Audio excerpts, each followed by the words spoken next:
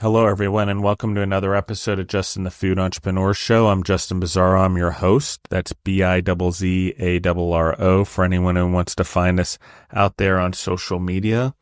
You can find us at Justin the Food Entrepreneurs or at Justin Bizzarro. We are on both. Also in the show notes, since everyone's asking, there is a link if you want to be on the show. We are trying to release episodes every other day right now, but if it gets voluminous enough with signups, we will switch to an everyday format again. It has been a while. We did take a break. Yes, I was going through some things personally and took some time off the podcast. Didn't even know if I was going to still do it. And just since it is an entrepreneur show, there were some businesses and some things and business partnerships I got into or started exploring that didn't work out. I think as we get older as entrepreneurs and we learn and we get more cautious, we know what we're willing to deal with and what not willing to deal with. It's not necessarily good or evil all the time. It's just necessarily our tolerance for the growth of the partner. That's hard, especially when you've started so young, like our guest Bella, who started so young. So she's already learned so much by the time she is where she is with a food truck, doing work at a convention center, and now opening up her first brick and mortar. We're going to talk about it on this episode a little bit more, but I think one of the important things for us, for the audience, for the listeners, for those who are growing, is to understand that it doesn't matter when we start.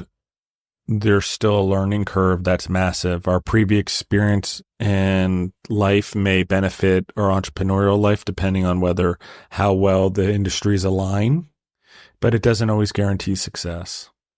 And we're still going to make bad decisions, even when our family members and our history compound into things that lead to success or lead to things that may not go so well in our businesses. Economies change.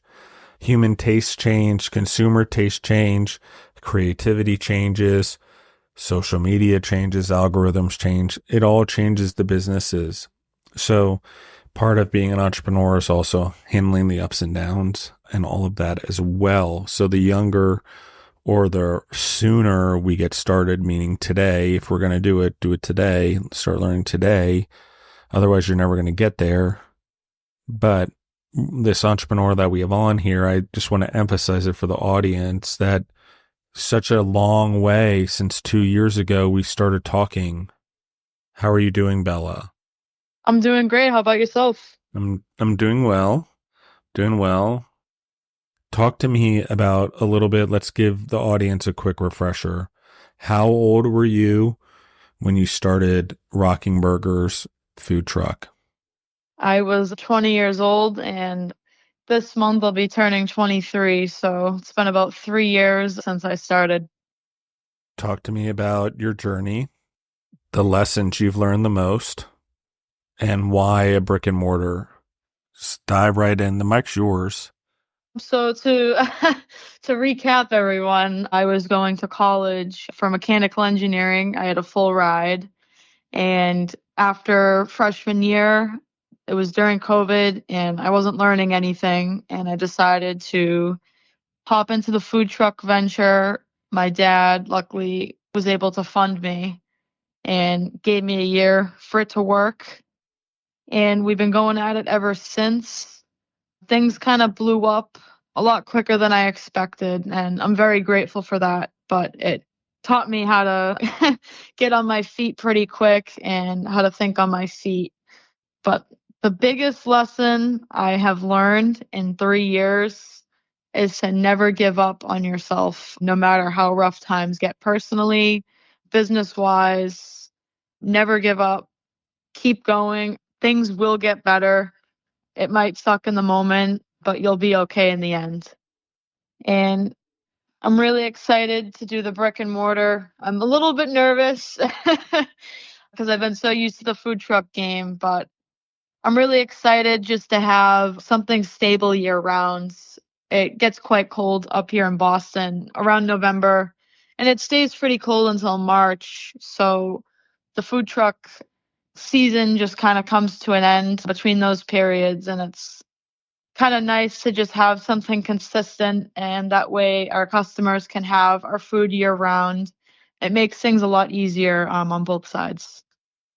I love this. Excuse me, because there's a humility, a humble, a discipline when you speak and the cadence and I know sometimes on the inside you're a nervous wreck or whatever, you're probably jumping around internally, but you're able to handle it with calmness and grace and things like that. I mean, I'm sure you have your moments where none of us are perfect, but talk to me, because a lot of younger individuals, your peers, I would say, and I'm not pointing, I believe in the best in everyone. Some of us just take longer to get there, but you've got this way about you, calmness. You're growing business. You're taking a lot of risks right now. You've had some failures.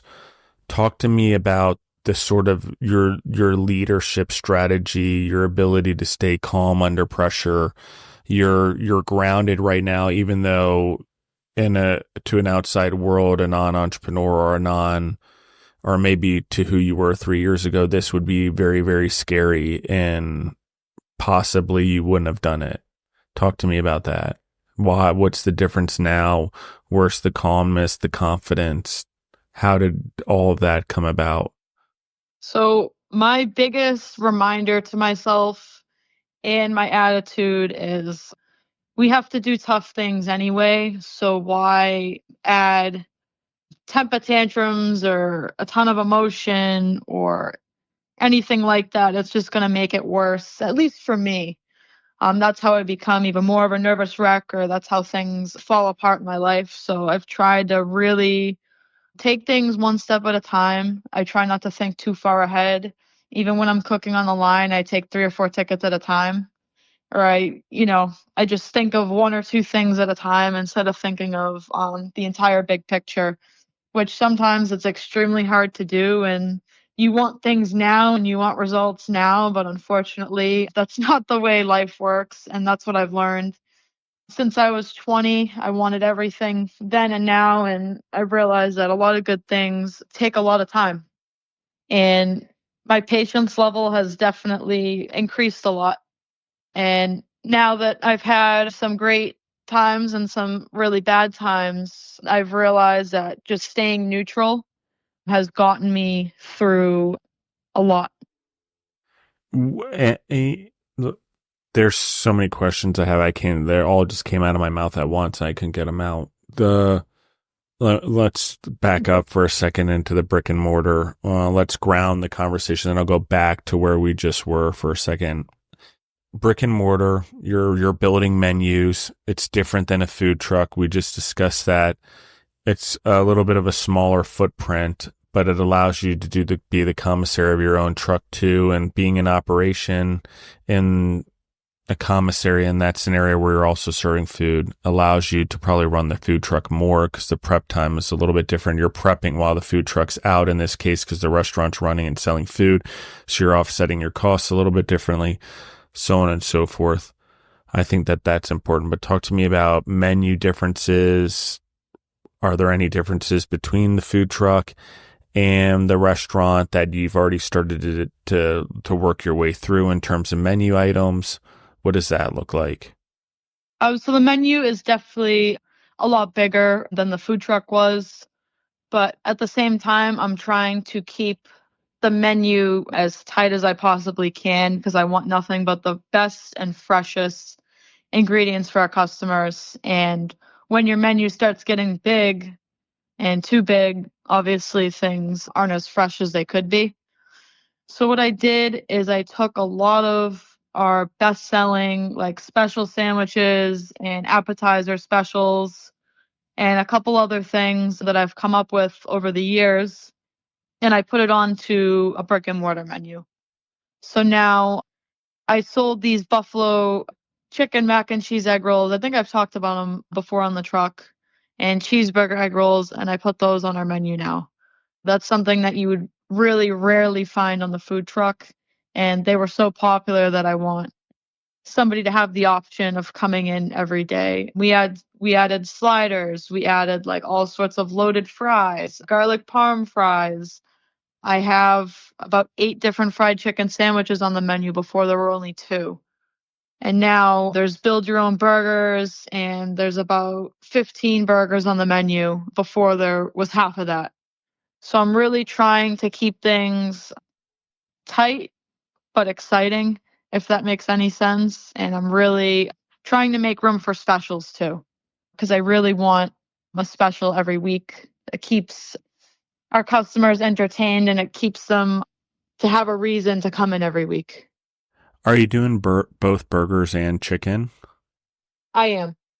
And talk to me about the menu development there. Like normally on a truck, you probably are serving 4 burgers or 1 chicken sandwich, 3 burgers. I don't know what you would normally serve going out on the food truck or how you handle that versus how many burgers do you have on the menu now? Chicken sandwiches, appetizers, things like that. Let's talk about volume. And I understand the scalability. You're still trying to keep it small, but let's just talk about the options now to the consumer that they can get, or your loyal customers that they can now get at a store that they couldn't get on the truck always.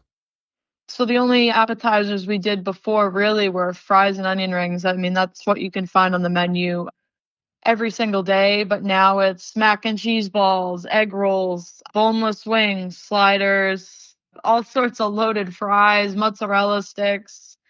And I think that's a huge difference, but at the same time, it's simple enough and it's easy enough where I can still make everything myself.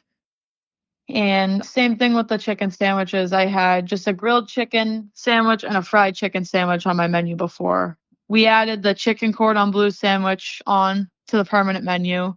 That was probably one of the most popular fried chicken sandwiches I've ever had. We added a chicken Caesar sandwich on the menu, and I've seen the trends of that lately and how popular those are. My Nashville hot chicken sandwich is now on the menu permanently. We're doing spicy mac and cheese chicken sandwich.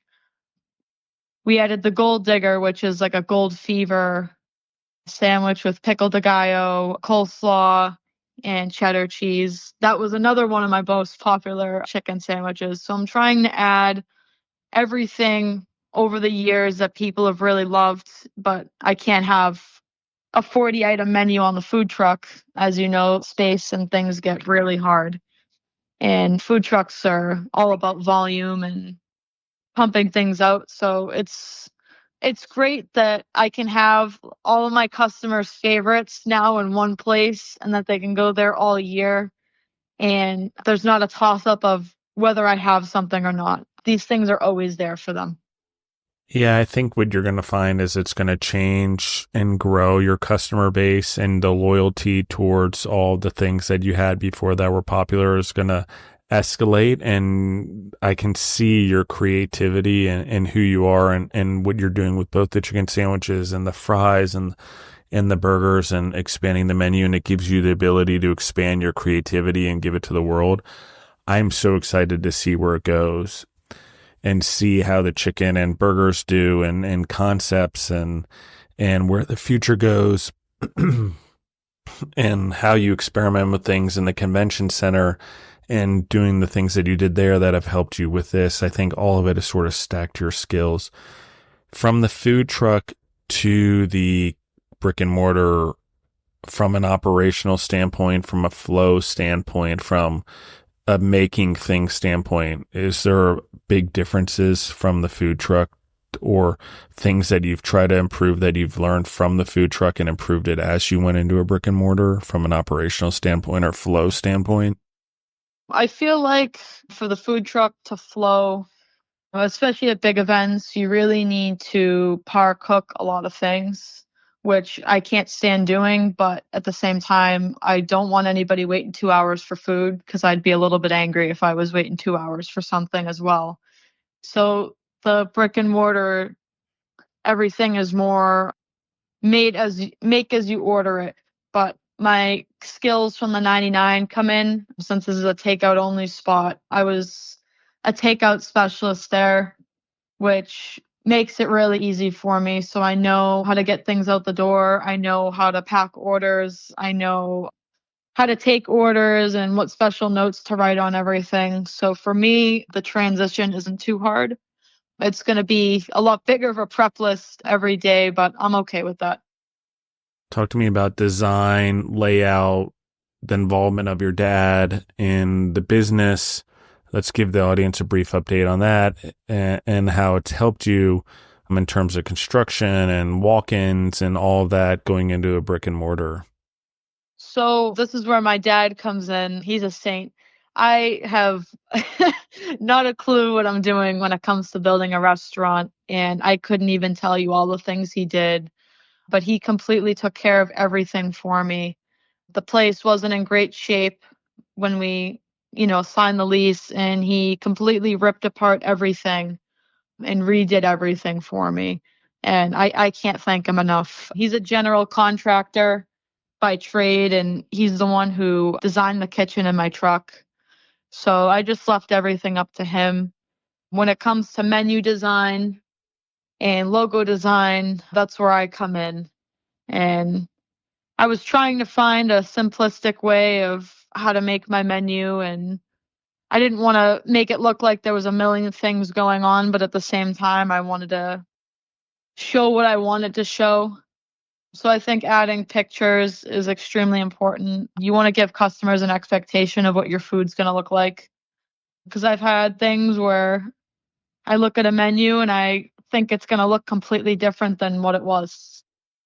But Yeah. I just took my graphic design skills over the years, and I like doing this stuff. But when it comes to the actual layout of the building and stuff, my father took care of everything for me. Yeah, one of the things I want to touch on also that you said what in terms of the menu and it never turns out the way we think it is. I think if the entrepreneur that's listening to their customers and in tune with their customers, that's what they say. The person that goes a different direction that doesn't say that isn't quite as in tune. So if you're saying the other thing, I would quickly do a self-reflection to what Bella just said. I mean, go back and hit that little button that rewinds you 10 and then go there. And back in the day, it used to be a tape. It used to be like error, and you go backwards. But I don't know. Now it's like a little thing that has no noise on your phone. You hit the reverse. But it is important that we talk about that. The menu never looks like the way we intended it. It didn't happen to me in food. It didn't happen to me in hospitals, even with intention, even with diets, even with restrictions, even with 27 diets across a menu being served in the hospital at any given moment. No matter how much you try to predict it, even changing the menu every 3 months like we had to do for seasonality, you never know. You can't predict it. Customers change, trends change, things become popular. If you truly are in tune with your customers, or in my case, in the hospitals, the patients, and what they're looking for, they want the same comforts at home as they do outside in the workplace. They want the same food that are in their homes in the hospitals. In the case of the restaurants, they want food that's better than the food they can have at home. I just want everyone to think about that. Even if it's fried, even if it's whatever, generally it's better than what they can get at home. And it's the other reason is when you go out and eat, you get variety and everyone can have what they want versus everyone eating the same thing. So I love this. Bella, I love that you said that. I love that you design your menu. I love that everything you talked about integrating into a brick and mortar was tested in a food trailer first. There's a lot of individuals you guys will hear on this podcast that is the model. We don't need to reinvent it. It's just creating things, testing it on your clients and getting feedback and having a good enough relationship with your clients or your customers to be able to receive that feedback. So can we take criticism? Can we hear it as something better? And I'm sure you've had some sandwiches that didn't do so well. And so those are ones that you've either had to go back to the drawing board or that don't exist on any menu anymore. So I don't know, but maybe. Bella, where is your most exciting area of business right now for you? What are the things that you're most excited about? What are the things you're most scared about?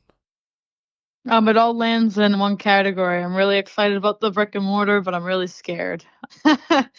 It's just a really new venture for me, and I've really never done anything like this on my own. So it can just be really nerve-wracking. I was the same way about the food truck, and everything ended up working out. So as long as this place does okay, I'll be really happy, and I'm going to try my hardest to make it work and to keep things exciting. And I really need to step up my advertising game starting this month. So I think the brick and mortar is really going to keep me in check and keep me extra disciplined and keep me going every day and not just during the summer. And I think that's really important because it's very hard establishing a routine with just a food truck. It's hard to establish a personal routine, including the gym and health and fitness and diet. It just becomes extremely hard. So I think having specific hours where I'm dedicated to something instead of my hours being everywhere is going to help a lot more. I agree. Routine is key for an entrepreneur and their success working on their business for sure. The How do you deal, like, I think a lot of entrepreneurs have life ups and downs happen before they become an entrepreneur. When you're young, and I say this because of how young I was as well, getting involved and becoming an entrepreneur in a similar fashion as you, how do you deal with life's ups and downs, your relationships, the hardships in life that happen while being an entrepreneur, while having this responsibility of a business, while not being able to take the time off to do whatever's needed? And I'm not saying you don't. I'm just saying that it's a little bit different when people are relying on you. How do you stay strong during the times where you feel the weakest? It's definitely a very difficult balance. Last year, 2024, was probably one of the worst years I've had in a very long time. Business wise, personal, it's really tough sometimes showing up every day and acting like everything's okay. And the way I look at it is I have a staff that needs to provide a living for themselves. Everybody needs to make money, and my personal life and issues, as hard as it is, like it can't interfere with business. I've been described by a lot of people as extremely mentally strong, but I know that's not the case with everybody. I'm trying to put my thoughts into words, but you really is going to suck for a while, and you might just have to put a fake smile on your face. But having somebody to talk to about things outside of work has helped a lot at the end of the day. And there's going to be some days where you just really don't feel like doing anything. You don't feel like showing up. You don't feel like answering that phone call that you have to answer. You don't feel like answering those emails. But if you consistently show up for yourself, even when you really don't want to, things get a lot better, a lot quicker. I've noticed the times where I've completely let go of myself and haven't done a thing, I've stayed in a deeper rut for a lot longer. And this past year, I just never stopped. And as tough as it was, for me, it's about discipline.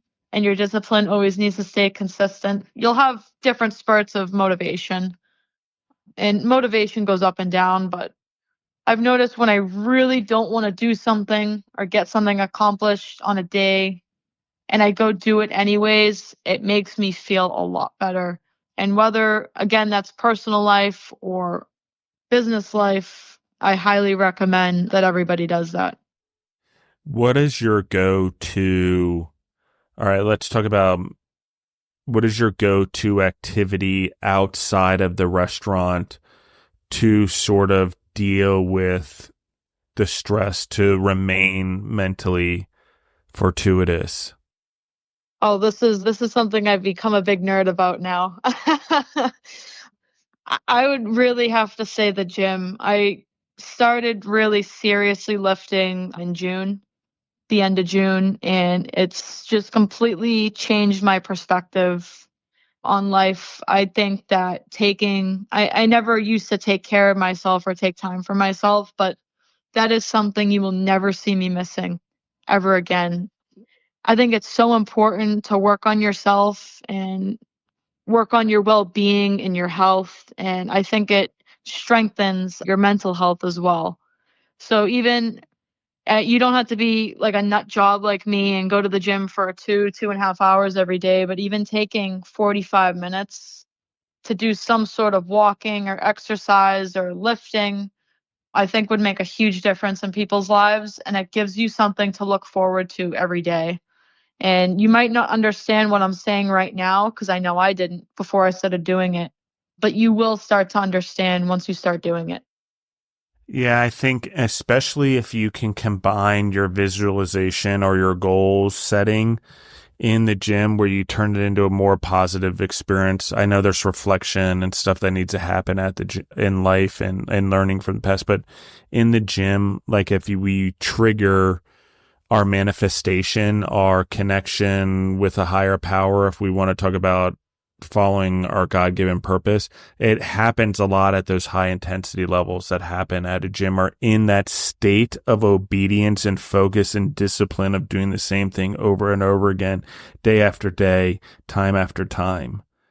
It's not that the thing is the repetition is what leads to the growth. Even if you're doing and varying it like a CrossFit, the repetition of going, the repetition of being in that moment, and in that moment and in those states, being able to manifest or connect with a higher power or manifest things in the future is a very strong tool. And then I'm going to say one more thing for the audience, triggering it. I snap my fingers. I hit my hand on my chest, sometimes in a fist, sometimes flat, sometimes the side of my hand in a fist. It all trigger a different response, but I've tied that same emotional adrenaline that I get in the gym when I'm doing a workout to when I need it in the worst possible situation.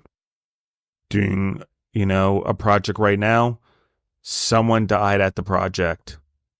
You know what I wanted to do? Run and hide in the bathroom. Seriously, I did not know how I'm going to handle this.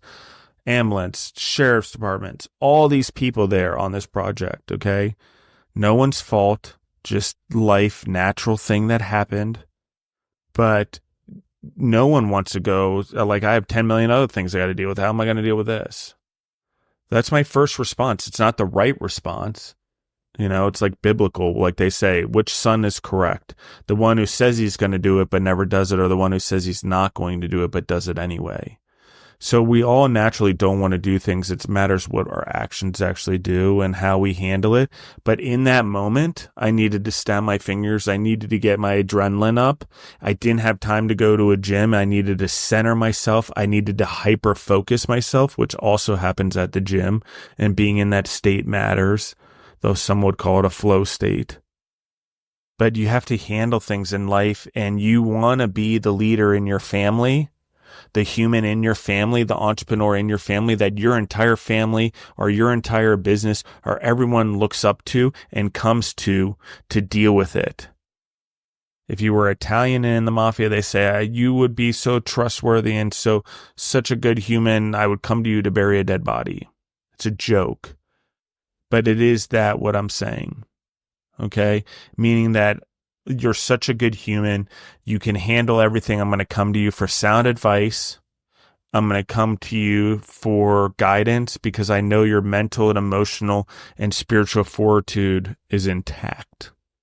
You may not have the right answers or give me the answers at all, but at least you can help ask me questions back or the ability to probe me to get me to go in the right direction. I think that that's important. It's important as an entrepreneur. It's important in compounding our influence and impact as entrepreneurs. And it's what we're talking about here in your journey. You're on this journey.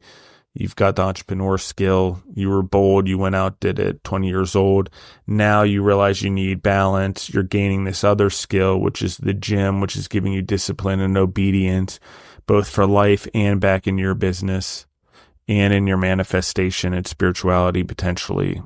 And then then your business grows. And it's not only because the business is growing that the business grows. It's because the human, that's the entrepreneur that's behind the business, is also growing. And when she's going through a dark time, the business went through a dark time. And now that she's coming out of the dark time and enlightening herself, so is the business being enlightened and coming out of it. It's not an accidental correlation. Statistics, one of the greatest things I learned in statistics, even though I hate the classes, took me 3 times in graduate school before I got it, and 14 years in business before I actually understood how to truly use it for my business to be successful. And then even that, everyone wanted to buck the system, even though statistically the numbers don't lie. They still bucked it. Is, we have the ability to combine our skills during dark times, gain new skills during dark times that allow us to enlighten our lives. In the last episode, I talked about a dark age and a renaissance. We do that in our businesses too. We create dark ages by holding things too tightly, by being too scared, or we create it by being too non-scared of failure and taking too much risk. So it's a balance, and we learn and we grow, and that's what's beautiful about this. And I say that because I know it's been my own journey. And if you're in business for decades, there's going to be multiple occasions. For many individuals that have been in the restaurant and food business for 40 years, there's lots of things that have happened. The 90s, whatever that was, 9/11, that shook the economy, financial crisis, COVID, whatever just happened to our economy the last couple of years, post-COVID reaction, darkness with darkness, inflation, high prices, whatever. But it's important that we see that what Bella's doing is stacking skills. That's also why she's seeing success. She's working on her business by also working on herself, because the employees in the business are a reflection of the leader. If not wholly, at least partially. So, Bella, do you have anything you want to say about any of that I just spewed out before we move on to the next question? I completely agree with everything you're saying, and I think that's important to realize that. And not everything's going to be peaches and rainbows and excitement being an entrepreneur, and you are unfortunately going to have to go through major personal struggles on your journey. And it's just going to make you better and stronger in the end. Yeah, I agree. My last question for us for today. When you open the brick and mortar, when you sort of everything sort of comes together, you have a new season of the food truck coming, right? That's a really busy time for you as you go into spring, summer, and beginning of fall. How are you managing all this? How are you delegating it? Who's the people that are helping you in your life? The humans that are your support system? We talked a little bit about your dad doing the construction. I know there's more to his involvement than that, just because you and I talk outside of this podcast often. Talk to me about that, the support system that's around you, the employees that are around you, the business, the food truck being able to run, all of that stuff that has sort of happened over the 3 years to allow you to do what you're doing and where you're hoping it takes you. So I'm very, very, very thankful that I have a phenomenal support system. And the main artery is obviously my father. He helps with everything that you can imagine. He knows how to cook. He drives the truck everywhere for me. He does the construction. He does all the maintenance and everything like that. And he handles the difficult paperwork that Bella doesn't understand how to do yet. And I have great staff as well. I'm very, very, very thankful that I have a great group of people that I get to work with every day and that I get to laugh with, and they respect me and they listen to everything that needs to be done. And in these days, especially after COVID, I know that's extremely, extremely, extremely hard to find.